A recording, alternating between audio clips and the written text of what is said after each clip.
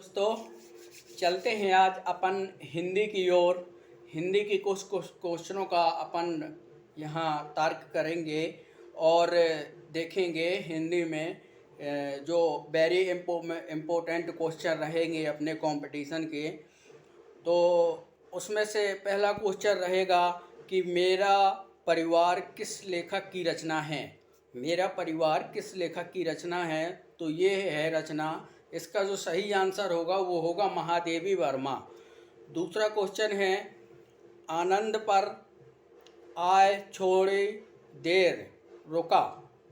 आनंद आनंद पर आया थोड़ी देर रुका और चला, इस वाक्य में उचित विराम होगा। तो इस वाक्य में जो उचित विराम होगा वो अपना क्या लगता है कि आयाम जब आता तो उसका जो उचित विकल्प होता है तो वो क्या कहलाता है, अल्प विराम कहलाता है। इसका आंसर रहेगा हमेशा अल्प विराम। क्वेश्चन नंबर तीसरा है कि हिंदी में विराम चिन्हों की संख्या कितनी होती है। हिंदी अपनी है तो हिंदी में विराम चिन्ह जो है, तो हिंदी में विराम चिन्ह की संख्या जो रहती है वो कितनी होती है, तो अपन को बताना है। जो इसका सही आंसर है वो है 20, मतलब कि 20 संख्या रहती हैं हिंदी में जो विराम चिन्हों की संख्या कहलाती हैं। अगले क्वेश्चन की ओर चलते हैं कि शिव को नमस्कार है। शिव को नमस्कार है वाक्य में कौन सा कारक निहित है। शिव को नमस्कार है वाक्य में कौन सा कारक निहित है, तो इसका जो सही आंसर होगा वो होगा संप्रदाय कारक। आप बहुत कंपटीशन की तैयारी करने वाले मेरे भाइयों और दोस्तों, आप देखिए मेरी वीडियो को और इन क्वेश्चनों को लिखिएगा। बहुत इम्पोर्टेंट क्वेश्चन है, मैं आपको बता रहा हूँ। और अगले क्वेश्चन की ओर चलते हैं। दीपदान किस लेखक की यति है। दीपदान किस लेखक की यति है, तो डॉक्टर राम कुमार वर्मा जी की है। इसका जो सही आंसर है वो है डॉक्टर राम कुमार वर्मा। अगला क्वेश्चन है, मानस का हास किसकी रचना है। मानस की हास किसकी रचना है, तो इसका जो सही आंसर है वो होगा अमृतलाल नागर का। अमृतलाल नागर लेखक जी ने ये चीज़ अपना जो है तो मानस का हंस की रचना की थी।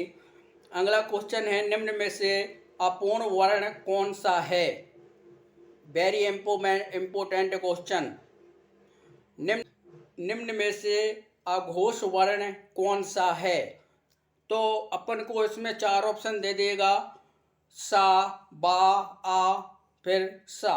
तो इसका जो सही आंसर होगा तो वो होगा सा। आगे चलते हैं, श्रृंगार का सही संधि विच्छेद क्या होगा। तो जो श्रृंगार है तो श्रृंगार का जो संधि विच्छेद होगा सम धन हार।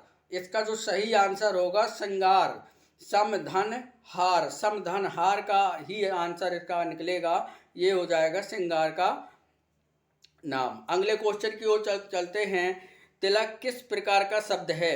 जो तिलक है, अपन तिलक करते हैं तो तिलक किस प्रकार का शब्द है। वेरी इंपॉर्टेंट क्वेश्चन है वेरी इंपॉर्टेंट क्वेश्चन। तिलक किस प्रकार का शब्द है, हिंदी में 2-3 बार पूछा भी गया है। जो तिलक है किस प्रकार का शब्द है, तो ये है अपना तत्सम शब्द है। तिलक क्या है, तत्सम शब्द है। आगे क्वेश्चन है, प्राचीन शब्द विशेषण के किस प्रकार में आता है।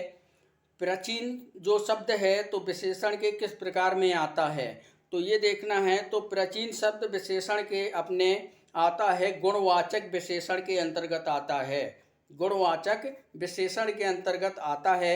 और भाइयों और मेरे दोस्तों, फ्रेंडों, जो भी कंपटीशन की तैयारी कर रहा है मेरी वीडियो देखें, और मैं भी साथ में कंपटीशन की तैयारी कर रहा हूं। और मेरी वीडियो को देख करके मेरी वीडियो में बताएं, कमेंट करके मुझे बताएं कि मेरी वीडियो आपको कैसी लग रही हैं। और आगे के क्वेश्चन अब मैं कल बताऊंगा आपको। हिंदी ही चलेगी। अभी आज हिंदी ही हुई और कल जो होगी तो हिंदी के क्वेश्चन ही आगे अपन रखेंगे।